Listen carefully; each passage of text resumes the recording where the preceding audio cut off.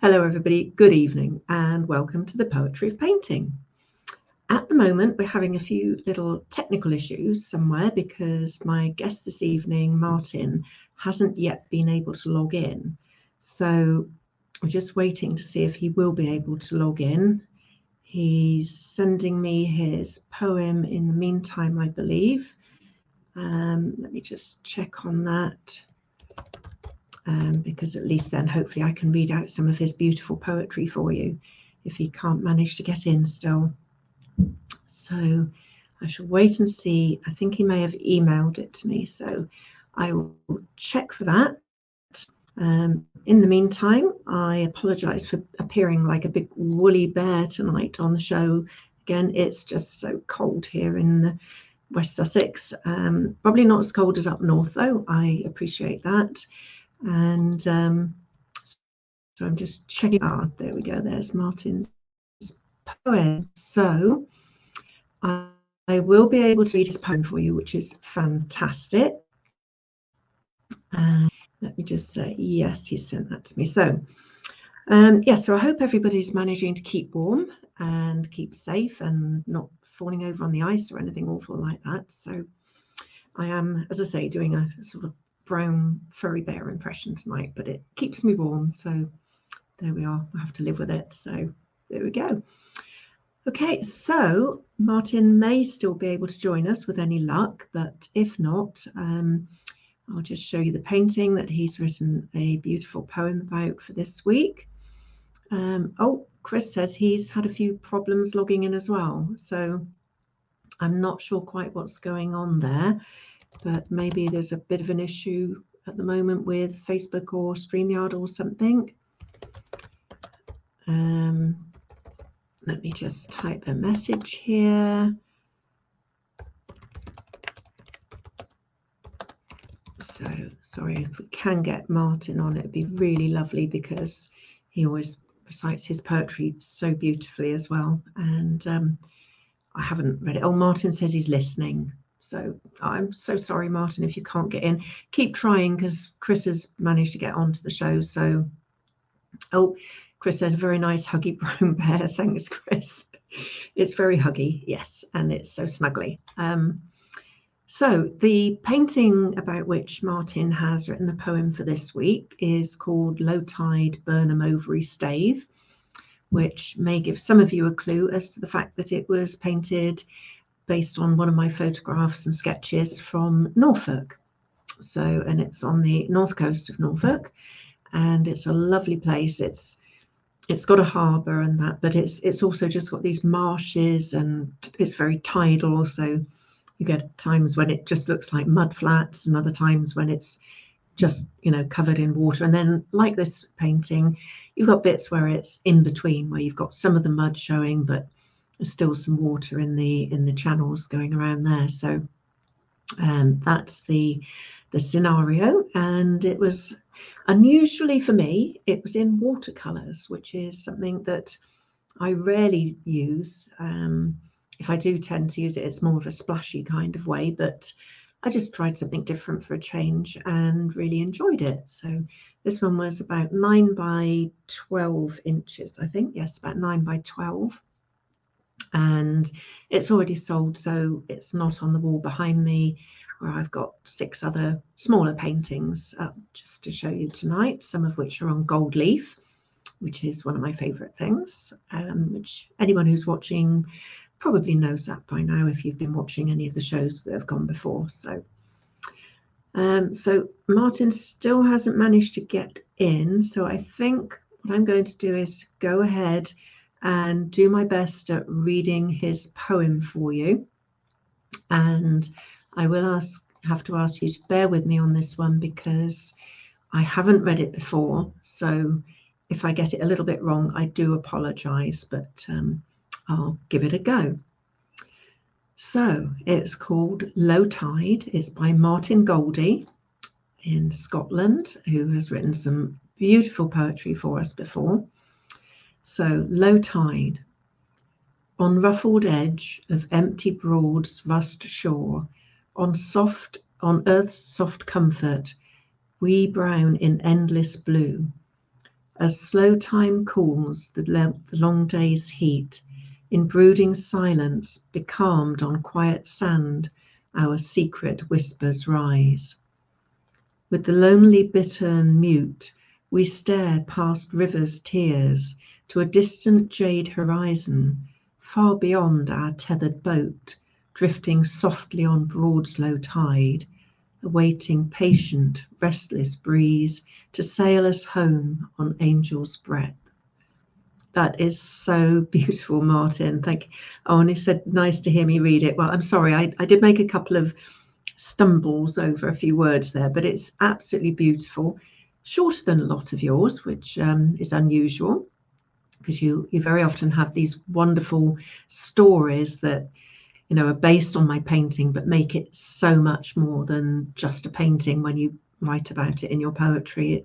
You see all sorts of meanings and envisage all stories around it that just hadn't occurred to me, which is the lovely thing about somebody else writing about my paintings. They see different things, and I guess every person that looks at a painting is going to interpret it in their own different way based on their preferences, their experiences, their likes, dislikes, and so on. So, Martin said it sounded lovely. Thank you. Well, you wrote it, Martin, so thank you very much. It's just a shame that you're not here to read it for us in person, but maybe next time you're on, we can get you to read this one as well as whatever you write for next time.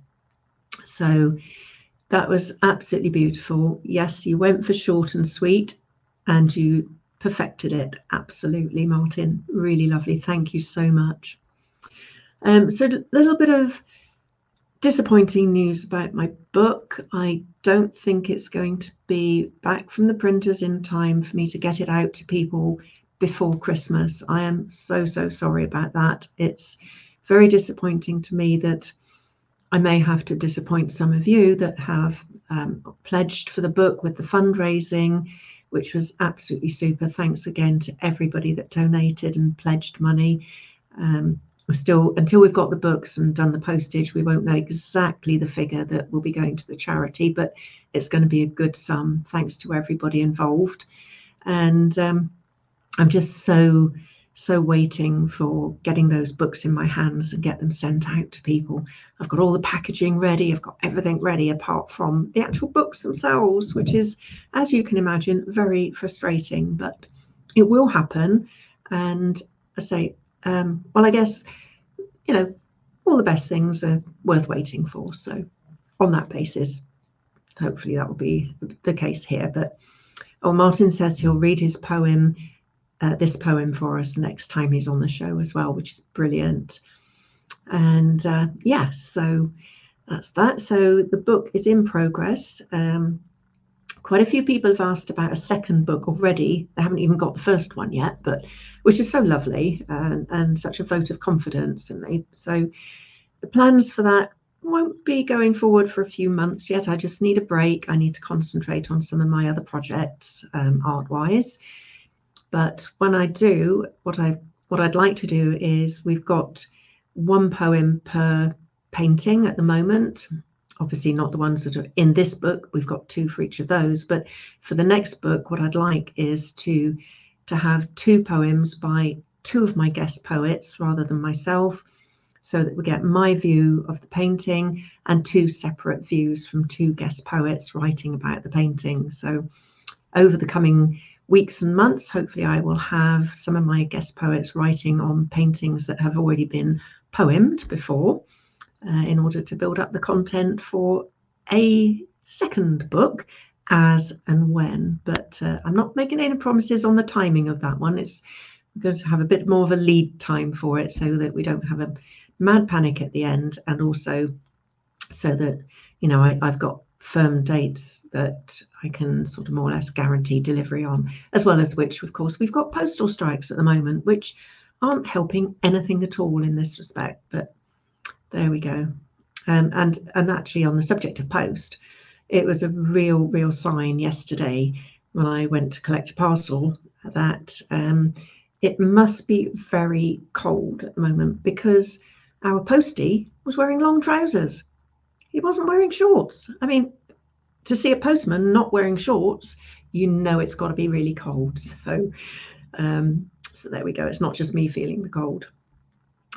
Chris says, definitely the best things are worth waiting for. I hope so, Chris. It's going to look fantastic. I know it is. So there we go. So I think Martin was put some laughy faces. I think that might be about the postman and his long trousers rather than shorts. But I know you're from Scotland, Martin, so you're probably really tough. You're probably walking around in shorts anyway because you're just tough up there. But not like me. I'm a bit of a southern softie down here. But as I say, the books will be going out as soon as they're available, as soon as they're delivered to me. And if anyone would like to pre-order a copy, you can do that on my website, www.FionaHooper.com. So you can put them on there. And I have just about 2 calendars left. If anybody would like a calendar for next year, featuring, including the cover, 13 of my paintings. And they are £12 plus postage if you'd like one of those. The books are £14.99, by the way, each, plus shipping. And there will be 20% of profit on every book will still be going to Alzheimer's Research UK going forward for all book sales. So any book sales are really just going to help such a fantastic charity who've recently announced a new drug that's hopefully going to be released in the relatively near future. It can take a long time with drugs, we know, but it's really positive news about it's not a cure, but to really slow down the progression of the Alzheimer's disease. So that's fantastic news, and I am so proud of you, all my followers, all the people who have supported me, and my donations as well, that we are helping to make that become a reality, to hopefully stop so many people suffering the serious effects of Alzheimer's. So please carry on contributing. That would be fantastic. Buy the book and we will carry on raising more money. So anyway, so on that note, I can't think I've got anything much else to tell you about. I'll have some more work in an exhibition in Cranley during January, from about the 6th or 7th of January through to the beginning of February. That's Cranley in Surrey at the Arts Centre there. And we've got one more Kingston scheduled for this Saturday, weather permitting, in which case I'm just hoping it's a little bit warmer than it was last Saturday, which was pretty cold. But if you're in the area on Kingston and the weather's decent, come and have a look for us. We'll be outside Barclays opposite the Bental Centre, and be great to see people, have a chat, and say Happy Christmas to one another in person. So thanks everybody for watching, and I hope you've enjoyed the show again. My next show, because I've got another commitment next Wednesday, and then it's Christmas, New Year season, bit silly time. So the next show will actually be the first Wednesday in the new year, which is going to be, she said, looking at her diary here, Wednesday the 4th of January. So I look forward to seeing everybody then on Wednesday, 4th of January. I may well, of course, be on Facebook and Instagram in the meantime, and love to see comments and have questions and things. So that'd be great. So if I don't speak to anybody watching in the meantime, have a fantastic Christmas, a very happy New Year, all very best wishes for 2023. Martin says, thanks for the lovely reading of my poem, Fiona. Thank you, Martin. It's a beautiful poem, and it deserves me to have had a chance to read it beforehand before I read it, but never mind, technology struck again. So happy Christmas, happy New Year, everyone. Chris says, see me in January next year. Have a great Christmas to all, and I echo that sentiment. So take care, everybody. Keep warm, and see you next year. Take care. Bye. Bye.